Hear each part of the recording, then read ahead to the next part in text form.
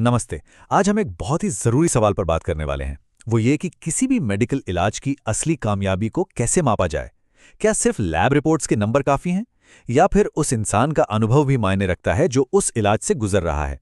चलिए आज इस पूरी कहानी को मरीज के नज़रिए से समझते हैं। तो सवाल बिल्कुल सीधा है। सोचकर देखिए, एक दवा किसी बीमारी को तो कंट्रोल कर लेती है, पर उसके साइड इफ़ेक्ट्स इतने भयानक हैं कि मरीज का रोज़मर्रा का जीवन मुश्किल हो जाता है।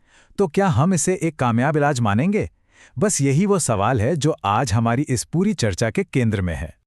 होता क्या है कि अक्सर मेडिकल की दुनिया में सफलता को सर्वाइवल रेट जैसे आंकड़ों में तौल दिया जाता है, लेकिन जो असल कहानी है ना, वो इन नंबरों के कहीं पीछे छुपी होती है और हमें बस उन्हीं आंकड़ों से आगे झांकने की जरूरत है। देखिए आज की तारीख में मेडिकल साइंस का मकसद सिर्फ ये नहीं है कि किसी की जिंदगी के साल बढ़ा दिए जाएं, बल्कि ये भी है कि उन बढ़े हुए सालों में जिंदगी की क्वालिटी को बेहतर बनाया जाए। अगर कोई इलाज जीवन तो दे रहा है लेकिन उस जीवन की गुणवत्ता ही छीन ले, तो सवाल उठता है कि असल में हासिल क्या हुआ है ना। तो सवाल उठता है कि ये जानना इतना जरूरी कब हो जाता है। चलिए 3 खास हालात देखते हैं। पहला, जब हमारे पास 2 ऐसे इलाज हों जिनके सर्वाइवल रेट लगभग एक जैसे हों, तब फैसला इस बात पर होता है कि किस इलाज में मरीज को बेहतर महसूस हुआ। दूसरा, पैलिएटिव केयर में यहां मकसद बीमारी को ठीक करना नहीं, बल्कि तकलीफ कम करके बची हुई जिंदगी को जितना हो सके आरामदायक बनाना होता है। और तीसरा, डायबिटीज या आर्थराइटिस जैसी लंबी बीमारियों में जहां इलाज सालों साल चलता है, वहां यह जानना बहुत जरूरी हो जाता है कि इलाज का रोजमर्रा की जिंदगी पर क्या असर पड़ रहा है। तो हम बार बार ये शब्द इस्तेमाल कर रहे हैं, जीवन की गुणवत्ता या क्वालिटी ऑफ लाइफ, पर इसका मतलब क्या है? और इससे भी बड़ा सवाल, किसी के एहसास को, किसी की फीलिंग को हम डेटा में कैसे बदल सकते हैं? आइए समझते हैं। साइंटिफिक भाषा में इसे health related quality of life यानी HRQOL कहते हैं। अब इसकी सबसे खास बात क्या है? वो ये है कि ये पूरी तरह से किसी एक इंसान का अपना नजरिया है। मतलब कोई व्यक्ति अपनी सेहत को अपनी जिंदगी के लक्ष्यों, अपने माहौल और अपनी चिंताओं के हिसाब से कैसे देखता है, बस वही है क्वालिटी ऑफ लाइफ। और यहीं पे आती है सबसे जरूरी बात।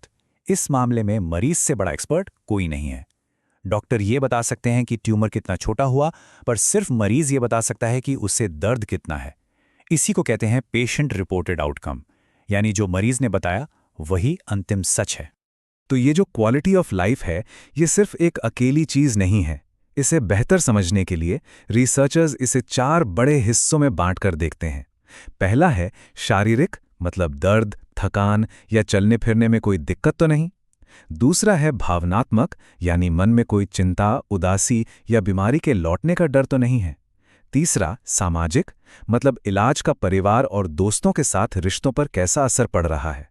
और चौथा कार्यात्मक, यानी क्या इंसान अपने रोज के कामकाज ठीक से कर पा रहा है या नहीं। ठीक है, ये सब समझ आता है, पर सवाल वही है, इन निजी अनुभवों को, इन एहसासों को भरोसेमंद डेटा में बदला कैसे जाता है? चलिए उन तरीकों पर एक नजर डालते हैं जो इसके लिए इस्तेमाल होते हैं। इसका जवाब है क्वेश्चनर्स, यानी खास तौर पर तैयार की गई प्रश्नावली। ये कोई आम सर्वे फॉर्म नहीं होते, बल्कि ये ऐसे साइंटिफिक टूल्स हैं जिन्हें सालों की रिसर्च के बाद बनाया जाता है ताकि वो मरीज के अनुभव को नंबरों में बदल सकें।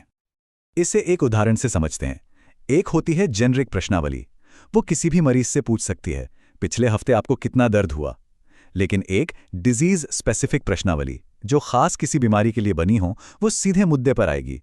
जैसे कैंसर के मरीजों से पूछा जाएगा, क्या कीमोथेरेपी के बाद आपको थकान महसूस हुई। दूसरा सवाल हमें इलाज के असर की ज्यादा साफ और सटीक तस्वीर देता है। और इस डेटा को इकट्ठा करने का तरीका भी बड़ा सिस्टमैटिक है। सबसे पहले इलाज शुरू होने से ठीक पहले एक बेसलाइन लिया जाता है।